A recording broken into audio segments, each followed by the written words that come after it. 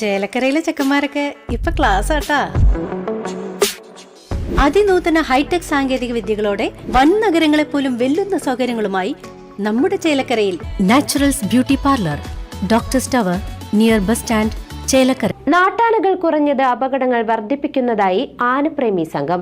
സംസ്ഥാനത്ത് എഴുന്നള്ളിപ്പിന് വേണ്ടിയുള്ള ആനകളുടെ എണ്ണം കുറഞ്ഞതാണ് അപകടങ്ങൾ വർദ്ധിക്കാൻ കാരണമെന്ന് ആനപ്രേമി സംഘം ഭാരവാഹി ഹരിദാസ് മച്ചിങ്ങൽ പറഞ്ഞു. 700-ലധികം നാട്ടാനകൾ ഉണ്ടായിരുന്ന കേരളത്തിൽ നിലവിൽ 390 ആനകൾ മാത്രമാണുള്ളതെന്നും ഇതിൽ 290 ആനകൾ മാത്രമാണ് എഴുന്നള്ളിപ്പുകളിൽ പങ്കെടുക്കുന്നതെന്നും അദ്ദേഹം പറഞ്ഞു. എണ്ണം കുറഞ്ഞതോടെ വിശ്രമം നൽകാതെ ആനകളെ കൂടുതൽ ഉത്സവങ്ങളിൽ എഴുന്നള്ളിക്കുന്നു. ചൂട് കൂടി വർദ്ധിച്ചതോടെ ആനകൾ ഇടയുന്നത് പതിവായി. നാട്ടാന പരിപാലന ചട്ടം പാലിക്കാതെയാണ് ചില ഉത്സവ കമ്മിറ്റികൾ എഴുന്നള്ളിപ്പ് നടത്തുന്നത്. ആനകൾക്ക് ആവശ്യമായ വെള്ളവും ഭക്ഷണവും നൽകുന്നില്ല. സമീപത്ത് DJ sound system, Nashik dhol എന്നിവ ഉപയോഗിക്കുന്നത് ആനകളെ അസ്വസ്ഥരാക്കുന്നു. തലപ്പൊക്ക മത്സരങ്ങളുടെ പേരിൽ ആനകളെ ബുദ്ധിമുട്ടിക്കുന്നുവെന്നും നാട്ടാന പരിപാലന ചട്ടം പാലിച്ചാൽ അപകടങ്ങൾ കുറയ്ക്കാൻ സാധിക്കുമെന്നും ഹരിദാസ് മച്ചിങ്ങൽ കൂട്ടിച്ചേർത്തു.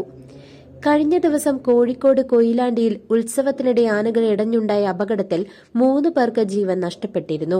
ആനകൾ ഇടഞ്ഞതിന് പിന്നാലെയുണ്ടായ തിക്കിലും തിരക്കിലും പെട്ടാണ് കുറുവങ്ങാട് സ്വദേശികളായ ലീല, അമ്മുക്കുട്ടി, വടക്കയിൽ സ്വദേശി രാജൻ എന്നിവർ മരിച്ചത്. 30ഓളം പേർക്ക് അപകടത്തിൽ പരിക്കേറ്റിട്ടുണ്ട്. ഇവരെ ഉടൻ തന്നെ കൊയിലാണ്ടി താലൂക്ക് ആശുപത്രിയിലും കോഴിക്കോട് മെഡിക്കൽ കോളേജ് ആശുപത്രിയിലും പ്രവേശിപ്പിച്ചിരുന്നു. കേരളത്തിലെ ആചാര അനുഷ്ഠാനങ്ങളുടെ ഭാഗമായുള്ള ആന എഴുന്നള്ളത്ത്, പള്ളി പെരുന്നാൾ, പള്ളി നേർച്ച എന്നിവ നടത്തുന്നതോടൊപ്പം തന്നെ നാട്ടാന പരിപാലന ചട്ടം കൃത്യമായി ചില കമ്മിറ്റിക്കാർ പാലിക്കുന്നില്ല എന്നുള്ളതാണ് ഈ കഴിഞ്ഞ കുറച്ച് ദിവസങ്ങളായി നടന്നു വരുന്ന ആന എഴുന്നള്ളത്തിനിടയ്ക്ക് വരുന്ന അപകടങ്ങൾ. ഇതിന് ശാശ്വതമായ ഒരു പരിഹാരം എന്നുള്ള രീതിയിൽ ശരിക്കും പറഞ്ഞാൽ നിലവിൽ കേരളത്തിൽ ഏകദേശം 300ഓളം ആനകളെ വെച്ചിട്ടാണ് എഴുന്നള്ളത്ത് നടത്തുന്നത്. ഇത് നിലവിലുള്ള ആനകൾക്കപ്പോൾ വിശ്രമക്കുറവുണ്ട്.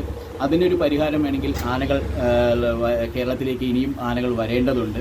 മാത്രമല്ല തലപൊക്ക മത്സരം, അതുപോലെ തന്നെ ഈ പറയുന്ന ആനകൾക്ക് സ്വീകരണം കൊടുക്കുന്ന പരിപാടി, വലിയ സൗണ്ട് സിസ്റ്റം, DJ ഉൾപ്പെടെയുള്ളവ ആനയുടെ മുന്നിൽ നിന്നും 1 കിലോമീറ്ററെങ്കിലും നീക്കിയിട്ട് വേണം ഉപയോഗിക്കാൻ. ഇത്തരം പരിപാടികൾ ചില കമ്മിറ്റിക്കാർ പാലിക്കുന്നില്ല. അതിൻ്റെ ഭവിഷ്യത്തും കൂടി നമ്മൾ അനുഭവിച്ചു വരുന്നത്.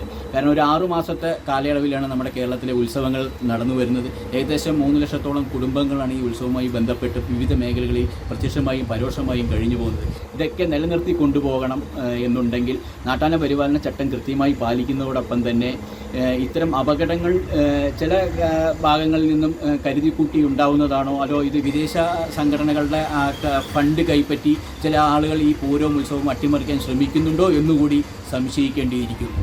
News desk CCV.